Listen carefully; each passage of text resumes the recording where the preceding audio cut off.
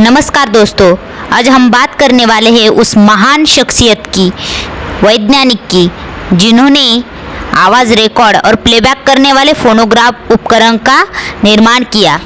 Motion picture का श्रेय भी जिन्हें जाता है और इसके साथ ही बिजली का बल्ब, जिन्होंने बिजली का बल्ब का आविष्कार करते हुए दुनिया में एक नई क्रांति लाई और लाखों लोगों को प्रकाश दिया।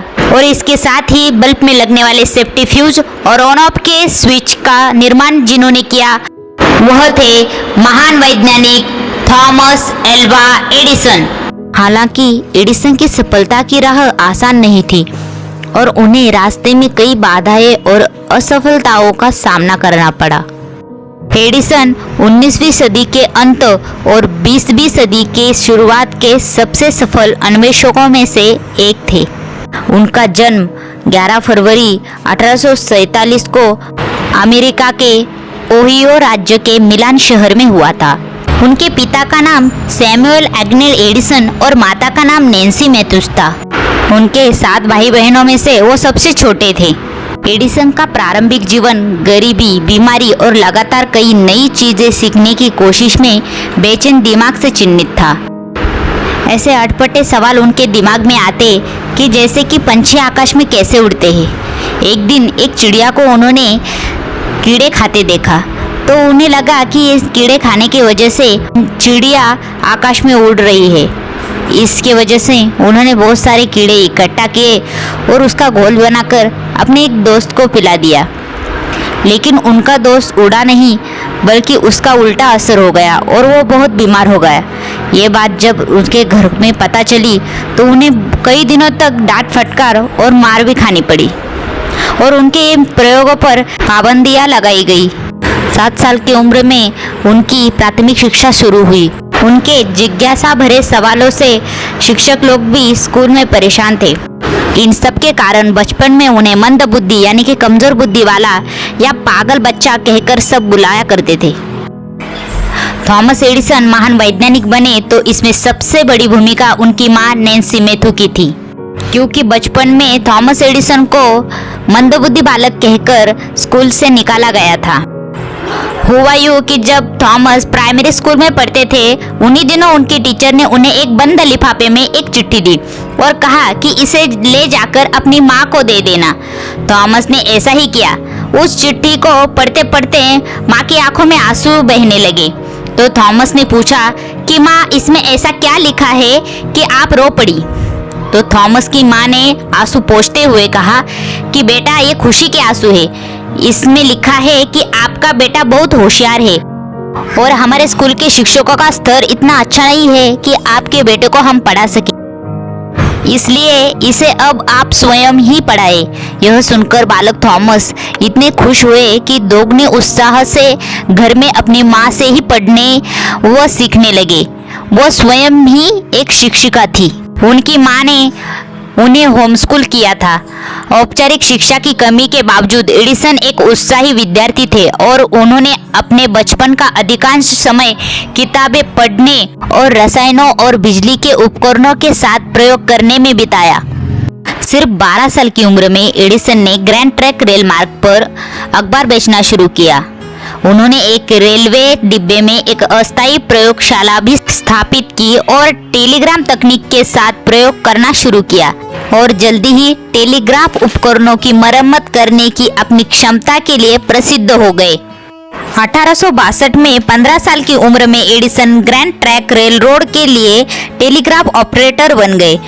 उन्होंने रात में काम किया और अपने खाली समय का इस्तेमाल टेलीग्राफ तकनीक के साथ प्रयोग करने के लिए किया और उन्होंने प्रौद्योगिकी के सुधार के लिए कई नए उपकरणों का आविष्कार किया। 1868 में एडिसन ने टेलीग्राफ ऑपरेटर की नौकरी छोड़ते हुए बोस्टन जाकर एक बोर्डिंग हाउस के कमरे को एक प्रयोगशाला बनाया। वहां उन्होंने कई आविष्कारों पर काम करना शुरू किया। उनमें से उनका एक आविष्कार स्टॉक स्टिकर बहुत सफल रहा। इसके कारण उन्हें बहुत मुनाफा हुआ। इस मुनाफे के पैसों का इस्तेमाल करते हुए उन्होंने अपनी पहली वास्तविक प्रयोगशाला न्यू जर्सी के मेनलो पार्क में स्थापित की। अब ये मेनलो पार्क प्रयोगशाला उनके आविष्कार और खोजों की महत्वपूर्ण जगह बन गई। एडिसन का पहला उपकरण जो ध्वनि को रिकॉर्ड और प्ले कर सकता था, जिसका नाम था फोनोग्राफ, इसका आविष्कार उन्होंने 1877 में किया। इसके साथ ही उन्होंने कार्बन माइक्रोफोन का आविष्कार किया, जिसका उपयोग शुरुआती टेलीफोन और रेडियो ट्रांसमीटर में किया गया था। इसके कारण वो बहुत मशहूर हो गए। विद्युत प्रकाश व्यवस्था के क्षेत्र में एक सफलतापूर्वक आविष्कार था प्रकाश बल्ब, जिसका आविष्कार उन्होंने 1879 में किया था। थॉमस एडिसन ने कई सालों तक कड़ी मेहनत की, हजारों प्रयासों में वो विफल रहे, लेकिन आखिरकार दुनिया को बिजली के बल्ब के आविष्कार का तोहफा दे दिया। कहा जाता है कि एडिसन ने बल्ब का फिलामेंट बनाने के लिए 2000 अलग अलग सामानों को आजमाया था और तब 27 जनवरी 1880 को बिजली के बल्ब को पेटेंट कराया था। अब पेटेंट का मतलब क्या है कि एक पेटेंट सरकार द्वारा किसी व्यक्ति या उद्यम को दिया गया अधिकार है जो दूसरों को बिना पूर्व स्वीकृति के पेटेंट उत्पाद या प्रक्रिया को बनाने, उपयोग करने, बेचने या आयात करने से रोकता है। पेटेंट फाइलिंग या पेटेंट पंजीकरण एक आविष्कारक द्वारा अपने आविष्कार को दुरुपयोग से बचाने के लिए पहला कदम है। हमें पता है कि आप सबको पेटेंट के बारे में पता है, लेकिन जिसे मालूम नहीं है सिर्फ उनके लिए ये जानकारी थी। प्रकाश बल्ब और फोनोग्राफ के अलावा उन्होंने क्षारीय भंडारण बैटरी, विद्युत शक्ति मीटर, मोशन पिक्चर कैमरे, डिटेक्टिंग मशीन, इन सब का आविष्कार किया। थॉमस एडिसन का प्रथम आविष्कार विद्युत मतदान गणक था, जिसको 1869 में एडिसन ने पेटेंट कराया था। थॉमस एडिसन ने 1875 के वर्ष में इथिलीन बल्ब पर एक लेख लिखा। 1878 में एडिसन ने फोनोग्राफ मशीन का आविष्कार किया था। 21 अक्टूबर 1879 में थॉमस एडिसन ने विद्युत बल्ब का आविष्कार किया। उन्होंने अपने आविष्कारों के 1000 से ज़्यादा पेटेंट कराए थे। बल्ब बनाने में उनकी कई कोशिशों के नाकाम होने को लेकर एक बार एक पत्रकार ने उनसे सवाल किया था कि 1000 बार फेल होने के बाद मिली सफलता को लेकर आपको कैसा लग रहा है। तब थॉमस एडिसन ने कहा था, मैं असफल नहीं हुआ हूँ। मैंने 10,000 ऐसे तरीके खोज लिए हैं जो काम नहीं करते हैं। वो हमेशा कहते थे कि आविष्कार करने के लिए आपको एक अच्छी कल्पना और कूड़े की ढेर की जरूरत होती है। थॉमस एडिसन की 2 शादियां हुई थी।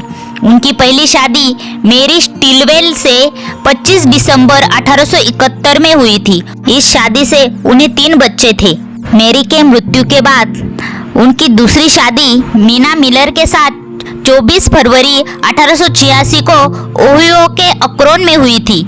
इस शादी से भी उन्हें 3 बच्चे थे। ऐसे कुल मिलाकर एडिसन को 6 बच्चे थे और अपने बच्चों के लिए वो एक समर्पित पिता थे। उनके बिजी शेड्यूल के कारण अक्सर परिवार के गतिविधियों के लिए उनके पास बहुत कम समय बचा था और कभी-कभी अपने बच्चों की उपेक्षा करने के लिए उनकी आलोचना भी की जाती थी।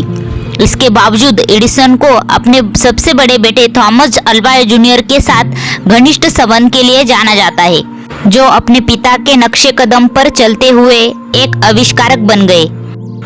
बहुत साल गुजर जाने के बाद जब एडिसन महान वैज्ञानिक बन गए और उनकी माँ गुजर गई थी, तभी एक दिन अलमारी साफ करते समय उन्हें माँ की डायरी मिली, जिसमें उन्हें स्कूल का वही पुराना नोट मिला। इस नोट को पढ़कर एडिसन अपने आंसू नहीं रोक सके, क्योंकि उस नोट में क्या लिखा था पता है? लिखा था कि आपका बच्चा मंदबुद्धि है, इसलिए उसे स्कूल न भेजे।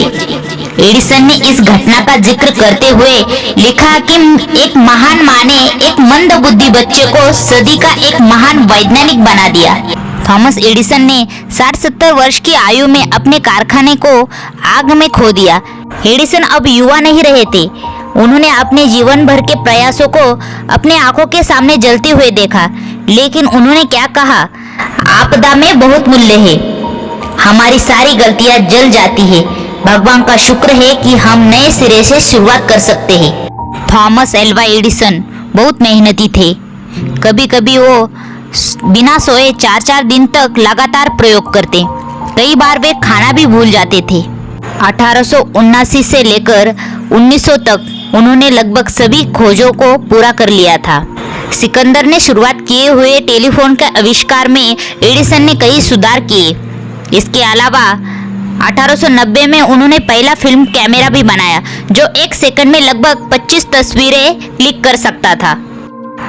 अक्टूबर 1931 तक एडिसन का स्वास्थ्य और भी बिगड़ गया।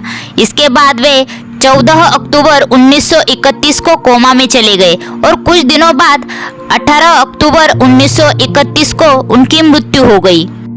जब उनकी मृत्यु हुई तो अमेरिका ने उनके सम्मान में उस दिन के लिए अमेरिका की पूरी लाइट बंद कर दी गई थी। थॉमस एडिसन के मृत्यु ने आविष्कार के एक युग का अंत कर दिया।